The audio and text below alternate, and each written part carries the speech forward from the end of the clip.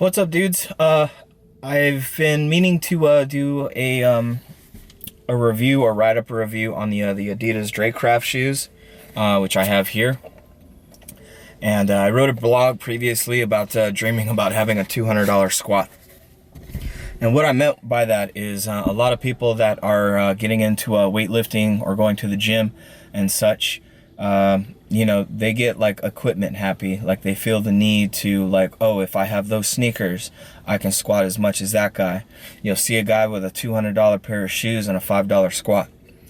And I think that's like some Louis Simmons quote or something to that effect. But, the actual people that do weightlifting that wear these types of shoes, are always like shaking their heads at gearheads, sneakerheads.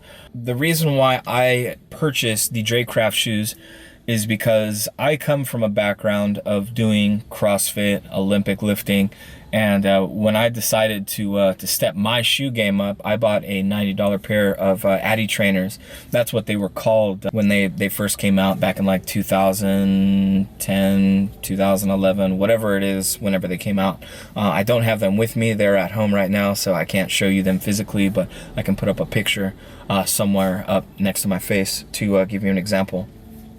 And I've used those shoes from 2011 to 2014, and then I barely purchased my actual Adi Powers, the $200 shoes that everybody wants to have, June of last year. Now, switching from the shoes that have like 0.65, I don't know if it's inches of a heel. I know these are a 3/4 of an inch heel, 0.70, 0.75, something like that. And the Adidas Drecraft pretty much have the same heel height as the Adi Powers, which I've illustrated previously in pictures. The difference between the Drecraft and the Adi Powers is the Adi Powers have a drop off from the heel. From the toe, there's almost no heel surface from the bottom of the shoe where the toe is, and going straight into a 3/4 inch heel. Whereas the Drecrafts, I haven't specifically measured it, but I'm pretty sure it's I don't know, like maybe 1/3 or 1/4 of an inch right here at the front of the shoe, but still 3/4 of an inch back here. So what's that mean is that instead of the toe angle or the foot angle being more like this, it is more of a level shoe. And why is that important? Why would anybody care? The Romaleos, for the Nike people, or Romeleos, however you want to pronounce it, the Romeleos have a similar heel structure to these. So I would say these are more comparable to Romeleos for $50 less in cost. These retail for $150 US. The sizing on them is true to size. So if you wear a a 9, get a 9. Don't get a 9.5. Don't get an 8.5, or you're gonna be unhappy. But the reason why I brought the Romeleos up is because the way I was structuring the review was based off the Adidas line of weightlifting shoes. And I use the term weightlifting. Everybody likes to call it Olympic lifting. The $90 Adi trainers, I think, are a really great entry-level shoe for anybody that would like, just some shoes to squat in with a heel. I think anybody who's in the market to buy a squatting shoe, there's levels to this shit. And what I mean by that is you don't want to go from squatting in flat-heeled shoes, like say a Reebok Power Trainer, to a 3/4 of an inch heeled shoe. You just don't. It's going to throw your squat off completely. You need to adapt to it. It's gonna throw your mechanics off, but people are stubborn. You pay $200 for a fucking pair of shoes, then in your head you're gonna tell yourself that I'm just gonna have to get over it. I spent the $200 on these shoes. They're supposed to make my squat epic, so I'm just gonna squat in $200 shoes and throw out the reasonable thinking that these shoes maybe aren't for me, that I probably shouldn't be squatting in these shoes. And that's I guess the Dracraft would be like a middle line shoe. I think Adidas has another shoe called the Power Trainer 2.0s, which are $150 and look exactly like the $90 Adi trainers. I honestly have no idea what's different about those shoes. I meant to purchase them a while back, but I figured why not just spend that extra $50 and get the Adi Powers like I want. The reason that I'll be straight up honest, the reason I didn't buy Adi Powers is because they were fucking red. Everybody has them. And another reason is because red just... I have a lot of workout stuff that is red and black, and it's not intentional. It just so happens I like those colors. So for me to have red shoes and then go to the gym looking like some fucking douche that color coordinates his clothes, that was one of the huge reasons why I didn't buy them. And because there's just no way to tell whose shoes are whose if you work out in a gym where everybody has the same fucking color shoes. It's the same thing with everybody and having a black Inzer belt. If you don't mark your belt, there's a possibility someone will accidentally pick your belt up. So that aside, let's get out of that intro and let's talk about these shoes. As far as the heel goes, I mistakenly thought that these were a 0.65 inch heel instead of the 0.7, or is it 0.60? Whatever it is, I'll grab some specifications from the Power Trainers and then these off of Adidas website, and I'll post them right next to my head. So when I ordered these, I wasn't even thinking about the heel being the same as these. I thought these were going to be, you know, slightly lower in the heel, which would have made them more level. And the reason why I want a lower heel is because I don't want to say officially have switched to low bar squatting, but that is how I am training from here on out doing powerlifting. It's taken a lot to accept, but that's something for another video. Let's keep it on track for the review. With the Adi Powers, low bar squatting, you know, became a lot more difficult for me. I felt that my knees were tracking way over my toes. You want your knees to track over your toes, but I mean, there's a point where it becomes inefficient if your knees get too far ahead of you.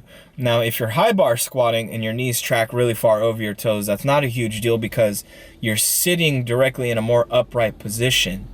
So I mean, like, it's really complicated to explain the difference between like high barring and low barring. And if you give a shit about that, I can link you to an article from Greg Nuckols, which you'll probably spend 2.5 hours reading like I did about the difference between a low bar and a high bar squat. So in short, these shoes for a high bar squat, if you're able to stay upright, which isn't the point of a low bar squat, the whole point of a low bar squat is to lean a little bit more forward and keep the weight over your midfoot. And I felt that that was really difficult to do with these shoes because of the toe angle. It felt like I would come down, weight was here, and as soon as I got into the hole, weight is on my toes, and now I'm doing a roll from my toes back to my heel out of the hole, and it just created this really just uneven pattern of movement while trying to squat. So that is the reason why I was in the market for a shoe with a shorter heel.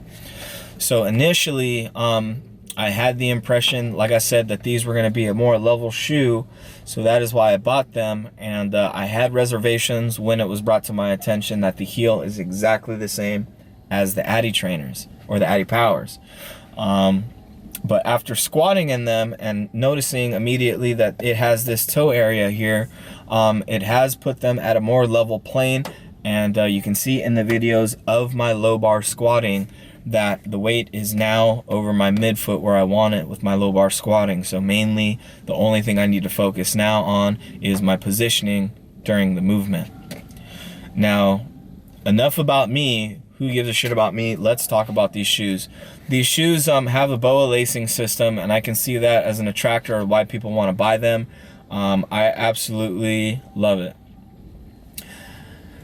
With the Adi Powers, you have this metatarsal strap here, or yeah, let's just call it metatarsal strap. I know because The Romaleos or Romelios have the strap here and the strap here, which provide really great toe stability when you go to dig your foot or screw your foot into a lift. Most people really don't know what that means, but when you're going for a lift and you plant your feet into the ground, the shoe, your foot is probably tracking like that to screw your feet into the ground, or when you're pushing your knees out. People say that these shoes have a really tight toe box, but after squatting in them for you know, a better part of a year, just like the Adi trainers, the leather will start to wear in the toe area. So the toe area in these, I don't feel as tight as all. To be honest with you, I don't feel much support whatsoever in the toe area of these shoes. I do feel that my feet are packed in securely, but there is flex in the shoe while doing my movements. Why that is important, I could probably elaborate on that. I guess when you screw your feet in, you want your feet to stay where they're at. You don't want to, I guess, screw your feet into a certain position and then have them keep screwing. Sexual innuendos of peace. So with these, the Dracraft, the leather in them is really, really thick, and it's probably going to take a long time to wear these shoes in. I can feel that the leather right here is very soft, but it feels like it has a reinforced toe box right here. And I will tell you that they feel excellent for squats. When my feet are planted, my feet are planted. There may be some movement, and that may be due to joint tightness or whatever, but for what this shoe is, and having, you know, the softer design heel than what the Adipowers have, you know, I think these are great shoes for squatting. If it comes down to you know, doing powerlifting, I would choose these any time of the day. When it comes to doing Olympic lifts, high bar squat, front squat, cleans, snatches, I would go with these. Again, if you power lift and that is your primary focus, fuck those shoes unless you squat high bar. And that's straight up my opinion. I think that you would benefit from a shorter heel or flats if you know, if that's what you're comfortable in. These, like I said, are more level, so I am in a better motion pattern based off of my leverages. I have long femurs and you know, a medium torso. I don't have a really long torso and short legs, so that also could be different for other people. Take in mind, this is just my personal you know, experiences. So again, with the BOA lacing system, you pretty much pop this guy down, twist it, and it'll lock your foot in. When your foot's in here, also, I guess I should mention that the tongue on these is really, really thick compared to the Adipowers. And that's most likely to support the lacing system. I know I've gone all over the place with this this review. So, like I said, the lacing system, you feel torque throughout your entire foot. So when I was talking about screwing your feet into the floor, this really helps with, you know, keeping movement away from here. The downside to that is if you have a lot of sets to do, or a lot of volume, you will start to experience a little bit of pain on the outer edge of your foot right here. The shoes do have an elastic strap on the tongue, which you may or may not be able to see right here. So the shoes won't fall off your feet when the you know, the BOA lacing system isn't engaged. But at the same time, you will feel that once you start to torque these bad boys on and you keep them on for a bit. I would say they're like knee wraps for your feet. So really great support throughout the shoe. The heel, solid, super solid. I imagine that probably you know, a few years of squatting in them, the heel will start to wear just like the other shoes. I took some pictures the other day of all of these shoes next to each other. You know, the Adipowers next to these. You see that they have a higher you know, Achilles support on here. I don't ever feel like my heel is gonna slip out of these shoes because this shoe does have a cupped heel. So when you put your feet in the shoe, you know, your heel is kind of sitting around here in this area, but it kind of arches up like right around here and then has that sharp, you know, downward angle. Whereas these shoes throughout, I mean, your heel's here when you put it in the shoe, no doubt. I mean, it's basically true to how it looks. And I wish I could have like a 3D graph or some kind of infrared measurement to show like what your foot position in the shoes are adjacent to each other, to show the different angle of attack that your feet are at. But for the most part, I think it's a really solid shoe for the price. I still would recommend people that are beginners, or I guess beginners a really, I guess, insulting term. For a novice lifter who's looking for a good set of squat shoes, I would probably go with the $90 Addy trainers. You can't go wrong with them. Layne Norton himself was squatting in Addy Powers or Romeleos, whatever you want to call them before, and he switched to the $90 Addy Powers because it has a lower angle of the heel and his squat is looking way better. He's normally, you know, he looks like a lever, and he'll defend his squat to the death, saying that, you know, it's more mechanically advantageous to be folded over like that. But from somebody who's previously squatted high bar and transitioning over to low bar, I just think it feels better to be in a more upright position. I think this video has probably gone on way longer than I've anticipated it to go. Again, you know, I have picture comparisons of these shoes next to Romeleos. I have them next to the Addy Powers. I have them next to the Addy trainers to show the differences in you know, height, foot angle. The problem with the Addy trainers is the leather will wear after a while in the toe. So I have a lot of movement in the toe area of the shoe. So here on my Addy trainers, really worn, my foot's all over the damn place when I'm squatting. So I don't feel it affects the entire movement if your feet are or if your toes are moving when you're squatting. If you can really like torque into the shoe and it doesn't distort the shoe that much, that means that, you know, you're able to put that power to the bar, or at least in my brain, my bro science-y brain, I feel that that's what's happening with the shoes when I'm able to screw my feet into them and the shoes don't distort and I can push that power through the bar. And again, this video is not really about me, it's about a review of these shoes. As far as the tracking pattern on the toes, the tracking pattern on these, or the sole, is exactly the same as the $90 Addy trainers. There's nothing magical about this here, as opposed to this tracking system that's on the Addy Powers, which I don't really know what's so special about it. But as you can see, the wear on it has been pretty good. This camera lens isn't really ideal for macro focusing, so I do apologize if that is distorted. Now this just has the regular honeycomb look to it, and basically when you don't see a honeycomb in this area anymore, it's time to replace your shoes. These were purchased at the Adidas store in Santa Monica, California. I was able to go in and try them on physically. That's why also I do not own Romeleos, because I can only mail order them, and if they don't fit, I'm fucked, and I would have to mail them back. So Nike, you have like Nike stores everywhere. I don't know why you have Romeleos or Romeleos not in your stores.